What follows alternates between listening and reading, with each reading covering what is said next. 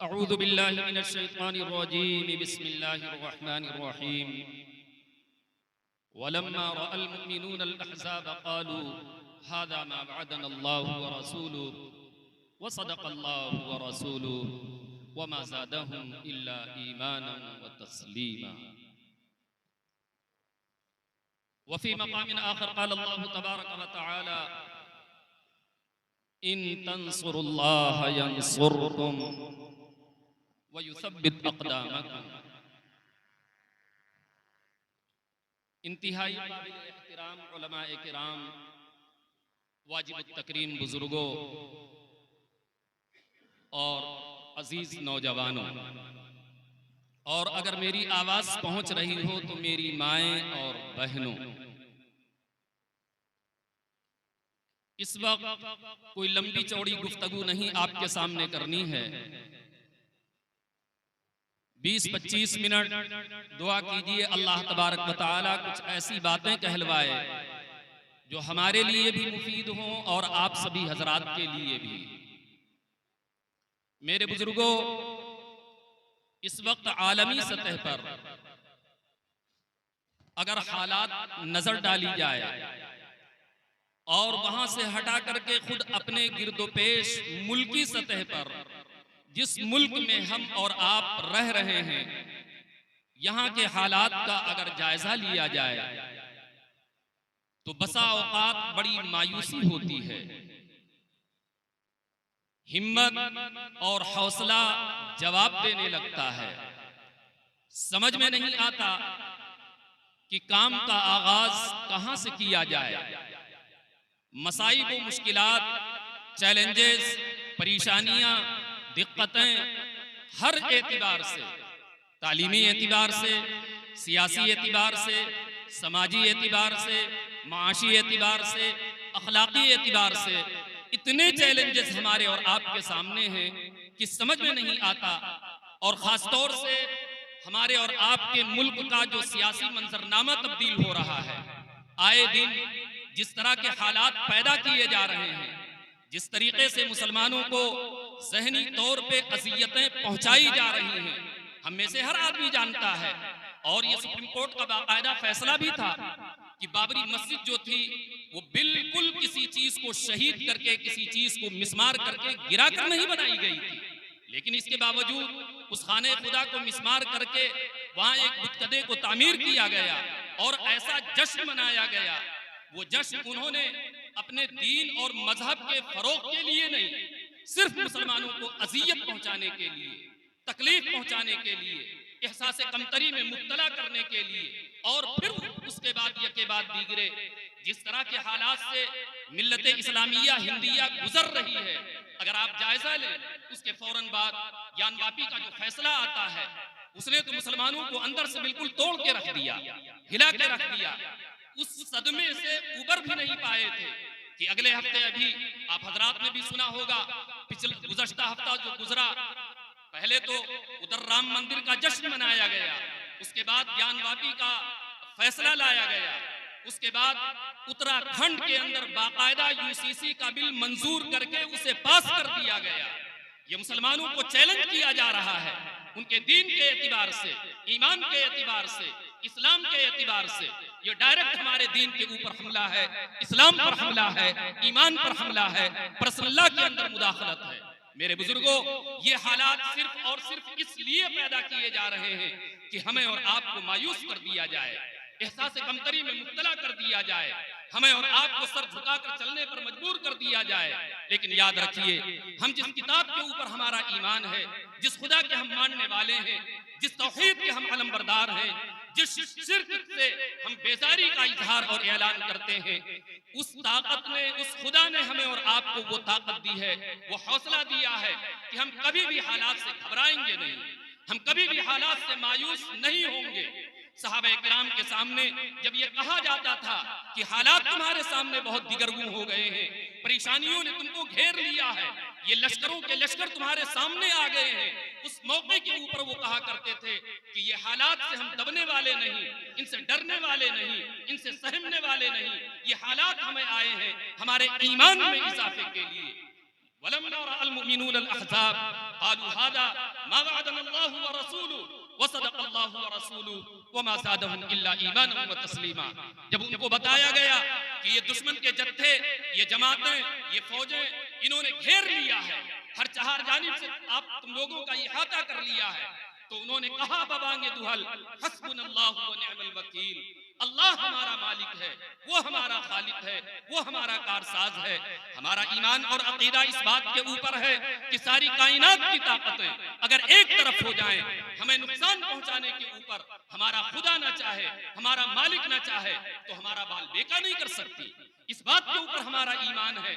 सारे लोग अगर इस बात के ऊपर मुत्तहिद और मुत्तफिक हो जाएं, सारी कायनात लग जाए कि हमें और आपको वो कोई नफा पहुंचाएंगी, लेकिन अगर अल्लाह को मंसूर ना हो तो वो नफा हमें और आपको नहीं पहुंचा सकती। मेरे बुजुर्गों, हर हाल में अल्लाह तबारक व तआला की मईयत, अल्लाह की मदद हमारे और आपके साथ होती है। जिंदगी में हार और जीत ये कोई इस बात की दलील नहीं कि ये इंसान की जिंदगी का खासा है, इंसान की जिंदगी का लाजमी जुज है। ग़ज़वे उहद बद्र के अंदर अल्लाह के रसूल सल्लल्लाहु अलैहि वसल्लम के सहाबा बेसरो सामानी के आलम में थे। अल्लाह तबारक व तआला ने उनको फतह अता फरमाई। ग़ज़वे उहद में अल्लाह के रसूल सल्लल्लाहु अलैहि वसल्लम बराह रास्त शरीक हैं, लेकिन इसके बावजूद शिकस्त हुई। ग़ज़वे हुनैन में अव्वल वहला में शिकस्त हुई। कहने का मतलब ये है कि फतह और शिकस्त ये इस बात की दलील नहीं कि अगर किसी को फतह मिल रही है तो यकीनन वो हक है, वो हक पर है और उसे हमेशा गलबा हासिल होगा, उसे फौकियत हासिल होगी, उसे बरतरी हासिल होगी। आज ये हालात हैं, इन हालात से डरने की जरूरत नहीं, सहमने की जरूरत नहीं। हमारे ऊपर इस तरह के हालात हमेशा आए हैं, इन हालात से हम गुजरते रहे हैं। ऐसा लगता है कि ये असलन हम मुसलमानों के लिए परेशानी की चीज ये है कि इन हालात से हम घबराने लगे, डरने लगे, सहमने लगे। बातिल की आंखों में आंखें डालकर हालात का हमें और आपको मुकाबला करना चाहिए, चैलेंजेस का सामना करना चाहिए, मुस्बत और तामीरी काम करना चाहिए। डरने और सहमने की जरूरत नहीं। ये कोई पहली मर्तबा इस तरह के हालात नहीं हुए इस मुल्क के अंदर। इससे पहले ये सन 2014 से इस वक्त की जो खास तौर पर बरसरे इख्तिदार हुकूमत और पार्टी है, उसने ज़हनी तौर पर मुसलमानों को मरऊब करने, एहसास कमतरी में मुब्तला करने की कोशिश की है। बाकायदा उनके पास अपना एक प्लान है, मंसूबा है, जिसके तहत वो ये काम कर रहे हैं। लेकिन इससे पहले भी इस मुल्क के अंदर कैसी तहरीकें उठी हैं, किस तरीके से हमारे अकाबिरीन ने उन तहरीकों का मुकाबला किया है। सन 47 के मौके पर किस कदर कत्ल खून खुरेजी का बाजार गर्म किया गया। उससे पहले सन 1857 में कितनी कुर्बानियां मुसलमानों ने दी हैं, कैसे हालात इस मुल्क के अंदर आए हैं। और उससे पहले चलिए दीन अकबरी के नाम पर जब अकबर बादशाह ने इस दीन को ईजाद किया, यहाँ पर किस तरीके से शायर इस्लामी को पामाल किया गया, किस तरीके से वहदत अदियान को पेश किया गया, किस तरीके से इस्लामी तालीमात को बैन किया गया, हम और आप तसव्वुर नहीं कर सकते हैं। ये तो अभी हमारे और आपके इसी मुल्क के हालात हैं।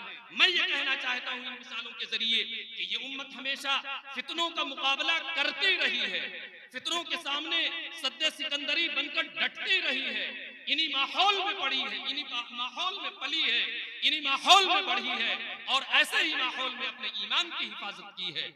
अल्लाह के रसूल सल्लल्लाहु अलैहि वसल्लम जब इस दारे फानी से तशरीफ ले गए, उस वक्त सिद्दीक़ अकबर रज़ी अल्लाह ताला अन्हु के सामने ऐसे फितने चैलेंजेस इस तरीके से थे, तसव्वुर नहीं किया जा सकता। लेकिन उनका जो जुमला था, उन्होंने कहा अयुनक़सुद्दीन व अना हई, मेरे जीते जी दीन के अंदर कोई कमी हो, कोई बेशी हो, ये बर्दाश्त नहीं किया जा सकता। हमें और आपको अपनी जिंदगियों के अंदर इस जुमले को गिरह के तौर पर बांधना है कि हमारे जीते जी इस दीन के अंदर कोई कमी होगी, कोई बेशी होगी, इसको कतई बर्दाश्त नहीं किया जाएगा।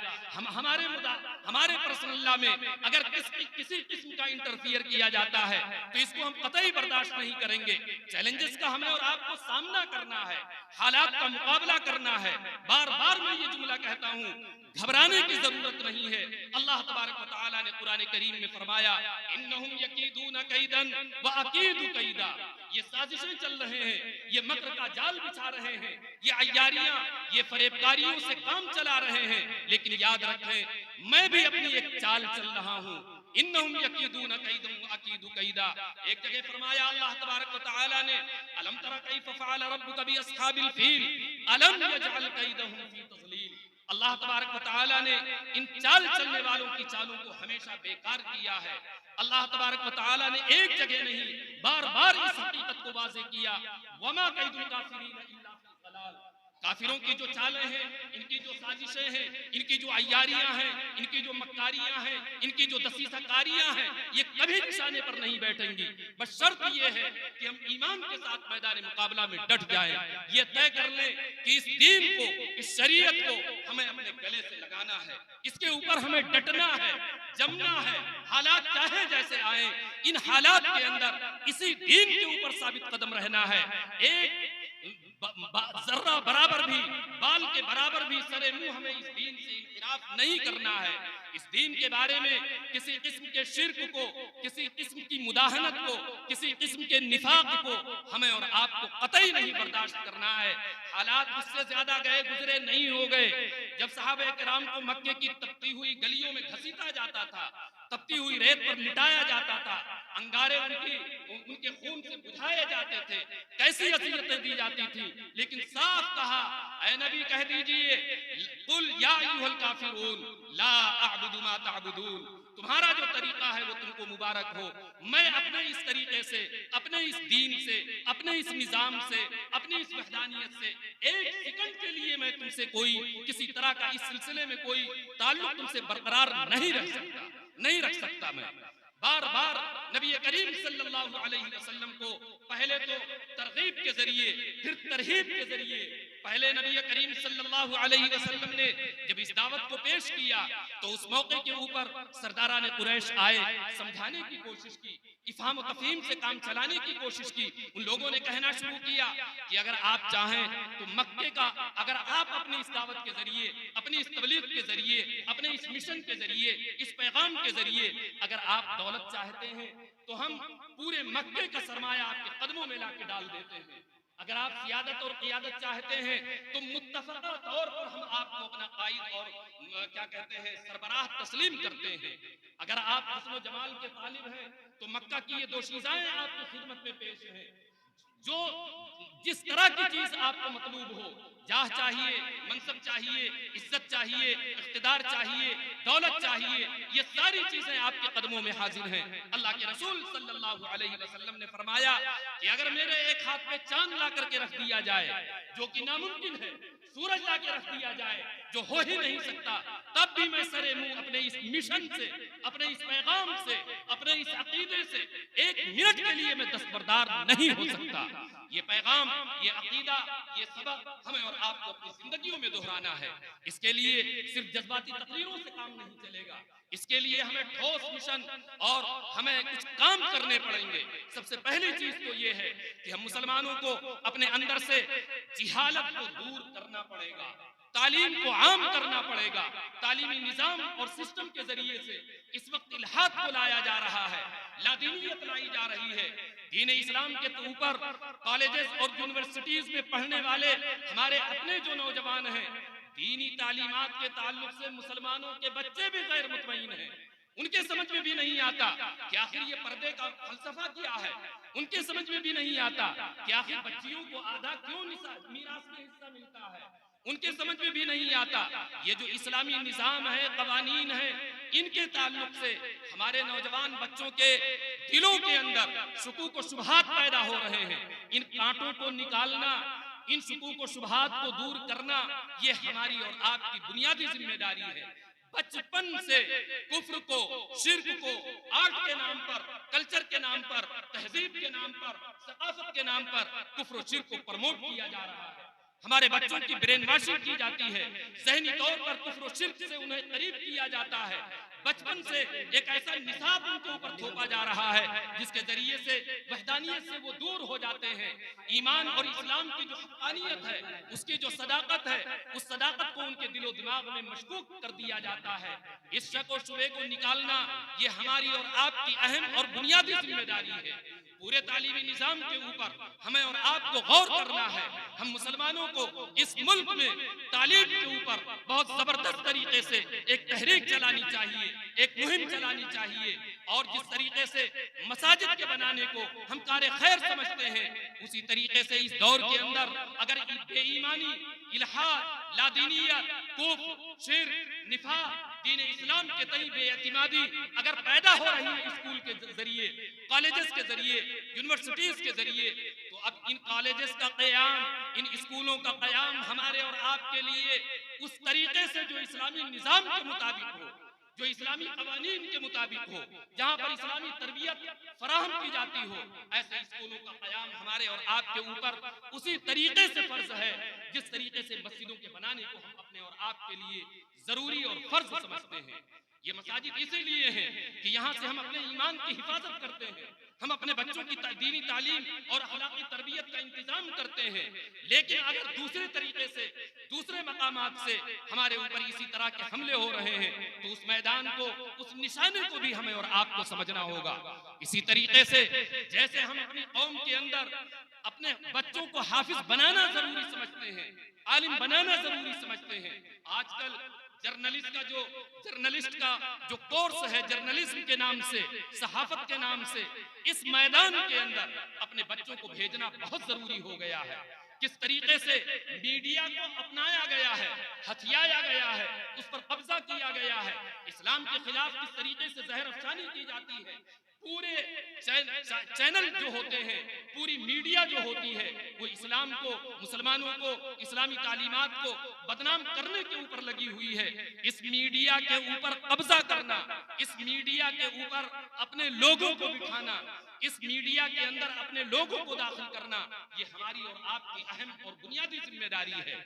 अगर हम और आप मैदान दुश्मन दूसरे मकाम के ऊपर खड़े होकर के हमला कर रहा है, उस मैदान में न जा करके दूसरी जगह से अगर हम खड़े होकर के उसका मुकाबला करना चाहेंगे तो नहीं कर सकेंगे।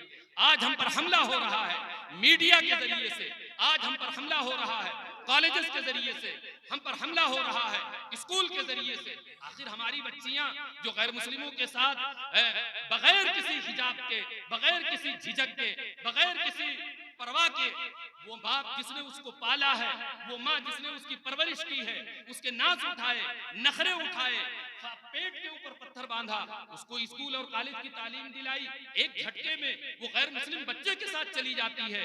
आखिर इसके असबाब पर, इसके अवामिल पर हम नजर क्यों नहीं करते हैं?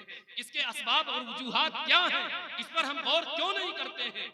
ये मखलूक तालीम जो देते हैं, अगर इसी तरीके से इस निजाम और सिस्टम को हमने और आपने बाकी रखा, तो 10 सालों के अंदर वो सैलाब आएगा इल्हाद का, इर्तिदाद का, जिसको रोकना हमारे और आपके लिए नामुमकिन हो जाएगा। इसलिए मेरे बुजुर्गों, ये जो मौके हैं, इन तमाम चीजों पर तालीम के मैदान में इसी तरीके से हमें और आपको खास तौर से मुस्लिम उम्मत के अंदर इत्तिहाद और इत्तिफाक के ऊपर बहुत ज्यादा जोर देना चाहिए। बाज मर्तबा जब सैलाब आता है, तूफान आता है, तो सैलाब में ऐसी तस्वीरें भी देखने को मिलती हैं कि एक तरफ तख्ता बह रहा है, उसी तख्ते के ऊपर सांप फन निकाले बैठा है, और उसी तख्ते के ऊपर इंसानों का बच्चा होता है, कोई और मखलूक होती है, लेकिन वो तूफान से इतने डरे होते हैं, इतने सहमे होते हैं कि वो सांप और नेवला, भेड़ और बकरी, ये आपस में एक दूसरे पर हमला नहीं करते। दोनों बिल्कुल साकित और सामित, खामोश अपनी जगह के ऊपर बैठे हुए साहिल पे पहुंचने का इंतजार करते हैं, कोई किनारा कहीं से उनको मिल जाए, इसके तलाश में होते हैं। आज मुसलमानों के खून से होली खेली जा रही है, लेकिन हम मुसलमान हैं कि आपस में पहले तो मुक़ल्लिद गैर मुक़ल्लिद के नाम पे लड़ते हैं, फिर हनफी, शाफ़ई, हम्बली, मालिकी के नाम पे लड़ते हैं, देवबंदी और बरेलवी के नाम पे लड़ते हैं। कितने आपस में हमने फिरके बना रखे हैं, कितनी जमातें बना रखी हैं। बातिल आज एक हो चुका है। आप ईसाइयों के नजरिए को उठा करके देख लीजिए, यहूदियों के नजरिए को उठा करके देख लीजिए, दोनों के जो अकायद हैं उन दोनों को देख लीजिए, उनकी तारीख उठा करके देखिए, दोनों एक दूसरे के कट्टर दुश्मन हैं। हमेशा यहूदियों ने ईसाइयों को अज़ियतें पहुंचाई, और आज भी पूरे ईसाई दुनिया के ऊपर यहूदी काबिज हो चुके हैं। और पूरे ईसाई समाज को, ईसाई मुआशरे को यहूदी अपने मीडिया के जरिए, अपनी अक्ल के जरिए, अपनी जिहानत के जरिए और अपनी लियाकत और सलाहियत के जरिए पूरी मसीही दुनिया और ईसाई दुनिया को अपने काबू और कंट्रोल में किए हुए हैं। ये दोनों के ऊपर अकायद के एतबार से, नजरियात के एतबार से कुरान करीम के अंदर देखिए, हजरत ईसा अलैहिस्सलातु वस्सलाम को जिन लोगों ने अज़ियतें पहुंचाई और सारी जिंदगी आपको तकलीफें दी, वो यही यहूदी हैं। लेकिन इस्लाम दुश्मनी के नाम पर ये यहूदी और ईसाई एक हो गए हैं। आज हमारे बहुत से इस्लामी ममालिक इन यहूदियों और ईसाइयों से दोस्ती और मोहब्बत की बातें करते हैं। कहने की बात, क्योंकि यहाँ इस मौजू का ताल्लुक नहीं, लेकिन बरसबील तस्किरा बात चल रही है इत्तिहाद और इत्तिफाक की। मुसलमान किसी भी कोने में रहता हो, इस दुनिया के किसी भी चप्पे में रहता हो, कहीं अगर उसे कोई अजियत पहुंचाई जाती है, तकलीफ पहुंचाई जाती है, तो उसकी अजियत और तकलीफ को हमें अपने सीने में महसूस करना चाहिए। उसके ऊपर होने वाले वार को अपने ऊपर वार समझना चाहिए। आज गज़ा के अंदर जिस तरीके से मुसलमानों का कत्ले आम किया जा रहा है, जिस तरीके से उन पर बमबारी की जा रही है, जिस तरीके से उनको बेघर किया जा रहा है, और ये बेगैरत वहां के मुसलमान आसपास के उन इसराइलियों को बाकायदा अपने जमीनी रास्तों के जरिए से मदद फराहम करते हैं, ग़िज़ाई सामान पहुंचाते हैं। गज़ा के मुसलमानों के ऊपर तरह तरह की अज़ियतें दी जा रही हैं, उनको परेशानियों की चक्की में पीसा जा रहा है। ये सारी चीजें उनको नजर नहीं आती। खैर, ये तो आलमी सतह की बात है। अपने इस मुल्क के अंदर कैसे कैसे हालात आ रहे हैं, यहाँ पर किस तरीके से, क्या हमारा जो दुश्मन है दीन का, ईमान का, इस्लाम का, वो कोई तफरीक करता है कि ये देवबंदी है, ये बरेलवी है, ये देवबंदियों की मस्जिद है, ये मुकल्लिदीन की मस्जिद है, ये गैर मुकल्लिदीन की मस्जिद है, ये मकबरा, ये मजार देवबंदियों का है या बरेलवियों का है। उनके यहाँ सारे एक खाने में रखे जाते हैं कि ये सिर्फ मोमिन है, ये सिर्फ मुस्लिम है, ये सिर्फ ईमान वाला है। चाहे जिस मसलक का हो, चाहे जिस जमात का हो, चाहे जिस कबीले का हो, हर एक को वो टारगेट कर रहे हैं। ऐसे माहौल में हमारी और आपकी ये अहम और बुनियादी जिम्मेदारी है कि हम सीसा पिलाई हुई दीवार बन जाएं। अपने तमाम मसलकी इख्तिलाफात को, अगर यहूदी, अगर ईसाई एक प्लेटफॉर्म पर आ सकते हैं, तो हम हिंदुस्तानी मुसलमान, हमारा खुदा एक है, हमारा रसूल एक है, हमारा कुरान एक है, हमारा कलिमा एक है, हमारा काबा एक है। एक होने की कितनी असास, कितनी बुनियादें हमारे पास मौजूद हैं, लेकिन इसके बावजूद हम खानों और तरह तरह की चीजों में बटे हुए हैं, मसलकी इख्तिलाफात से निकल नहीं पा रहे हैं। यही वजह है कि आज इस तरह के हालात का हमें और आपको सामना करना पड़ रहा है। तो इसलिए हमें और आपको तालीमी मैदान में, मीडिया के मैदान में, सियासत के मैदान में इसी तरीके से इत्तिहाद और इत्तिफाक के ताल्लुक से हमें मेहनत करनी पड़ेगी। हालात से हमें और आपको डरना नहीं, सहमना नहीं। हम में से हर आदमी, कई मर्तबा जब बात की जाती है कि तालीम के एतबार से मेहनत होनी चाहिए, तो आदमी सोचता है कि ठीक है, इसके लिए तो सरमाया दरकार है, इसके लिए तो क्या कहते हैं, दौलत चाहिए, पैसा चाहिए, इसके लिए स्कूल और कॉलेजेस चलाने के लिए निज़ाम और सिस्टम चाहिए, ज़हन और दिमाग चाहिए। हम ऐसा नहीं कर सकते हैं। आप अपने महल्ले के अंदर हिंदी आपको आती है, उर्दू आपको आती है, आपको मामूली चीज आती है, अल्लाह के वास्ते महल्ले के बच्चों को लेकर के बैठिए। किस तरीके से मुसलमानों के अंदर जिहालत को पनपाया जा रहा है, जिहालत को आम किया जा रहा है। और ये सिर्फ मुसलमानों की नहीं, बल्कि इस मुल्क के अंदर इस वक्त जो बरसरे इख्तिदार हुकूमत और पार्टी है, ये तालीम की दुश्मन है। ये तालीम को यहाँ से खत्म करना चाहती है, इसलिए कि तालीम जब कौमों के अंदर होती है तो उनका शऊर बेदार होता है, वो मुसावात का मुतालबा करती हैं, अपने हुकूक के लिए खड़ी हो जाती हैं। इसलिए तालीम के निज़ाम को ये बर्बाद कर रहे हैं, उस सिस्टम को ये खराब कर रहे हैं, उस तमाम चीजों को अपने हाथों में लेकर के तालीम को महंगी करके ये चाहते हैं कि बिरादराने वतन के बच्चे भी जाहिल रह जाएं। तो इस सिलसिले में हमें और आपको सबसे ज्यादा जो कुछ हम जानते हैं अपने महल्लों में, घरों में लेकर के बैठ जाएं। हम नहीं उतने आला तरीके पर हम स्कूल नहीं कायम कर सकते हैं, लेकिन जिस तरीके से भी हम कर सकते हैं अपने इलाकाई सतह पर, महल्ले के सतह पर, आप उसी तरीके से जैसे मकातिब के क़याम को जरूरी समझते हैं, स्कूलों के क़याम को अब जरूरी समझिए। वरना आप, हमारी और आपकी जो बच्चियां हैं, हमारे और आपके जो बच्चे हैं, इनको, इनके ईमान को हम महफूज नहीं कर पाएंगे। इसलिए उनको सही माहौल फराहम करना, सही क्या कहते हैं, फजा फराहम करना, ये हमारी और आपकी अहम और बुनियादी जिम्मेदारी है। तो तालीम के मैदान में, मीडिया के मैदान में, इसी तरीके से मैंने आपकी तवज्जो दिलाई, ये जर्नलिज्म का जो शोबा है, इस शोबे को अपने अंदर मुतहर्रिक कीजिए। ला का जो शोबा है, किस तरीके से आज मुसलमानों को जरूरत पड़ती है, मुसलमानों के पास कोर्ट और कचहरियों में नुमाइंदगी करने वाले सही मानों में इस्लामी तालीमात से वाकिफ और बाखबर वकला आपको नहीं मिलेंगे। ये हमारी और आपकी इस वक्त की दीनी और ईमानी जिम्मेदारी बन गई है। हमारे दीन पर हमले हो रहे हैं, कानून ला करके, बिल बना करके, इस तरह की चीजें कोर्ट और कचहरियों के जरिए से इल्हाद को, कुफ्र को, शिर्क को हमारे ऊपर थोपा जा रहा है। कानून के जरिए से हमारी मस्जिदों को मिस्मार किया जा रहा है। तो कानून के शोबे को भी हमें और आपको जिंदा करना है। ये तमाम करने के काम है। सिर्फ बातें बनाने से, तबसरा करने से, हालात के ऊपर रोने से काम न कभी चला है, न इस वक्त चलेगा। हमें और आपको ये बात अच्छी तरीके से जान लेना चाहिए कि हम जिस खुदा के ऊपर ईमान रखते हैं, वो तमाम हालात के ऊपर नजरें रखे हुए है।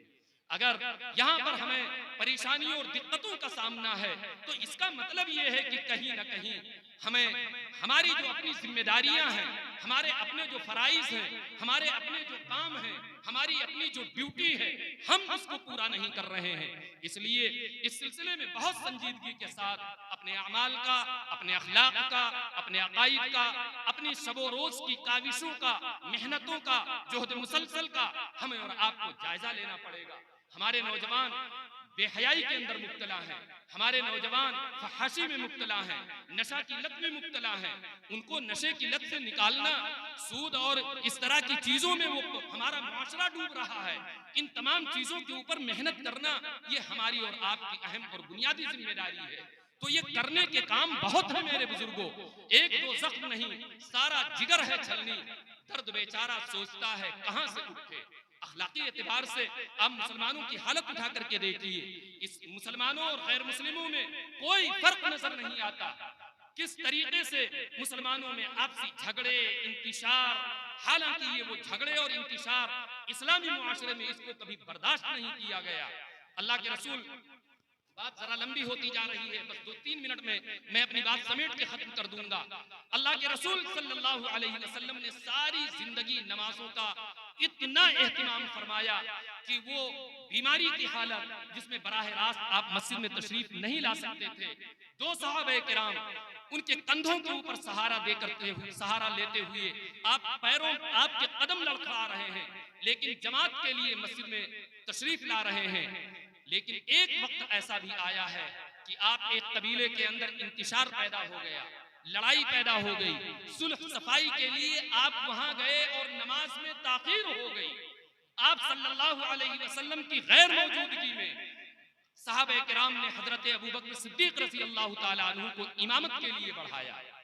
आपको और ये जान करके हैरत होगी, मुसलमानों के अंदर सुलह सफाई के काम को अंजाम देना ये इंतहाई जरूरी है। ये उसी तरीके से जरूरी है जैसे हमारे ऊपर नमाज जरूरी है। अगर 2 मुसलमान आपस में लड़ रहे हैं तो उनके अंदर इस लड़ाई को खत्म करना ये हमारी असासी और बुनियादी जिम्मेदारी है, हमारे ईमान का तकाजा है। अल्लाह के रसूल सल्लल्लाहु अलैहि वसल्लम ने इस पर बड़ा जोर दिया। झूठ इस्लामी मुआशरे के अंदर कभी बर्दाश्त नहीं किया गया।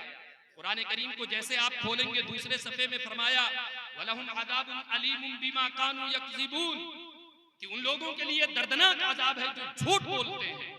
वहां पर यह नहीं फरमाया कि उन लोगों के लिए दर्दनाक अज़ाब है जो शिर्क करते हैं, उन लोगों के लिए दर्दनाक अज़ाब है जो अल्लाह और उसके रसूल पर ईमान नहीं लाते हैं, जो आखिरत का इनकार करते हैं। लेकिन ये फरमाया कि उन लोगों के लिए दर्दनाक अज़ाब है जो झूठ बोलते हैं।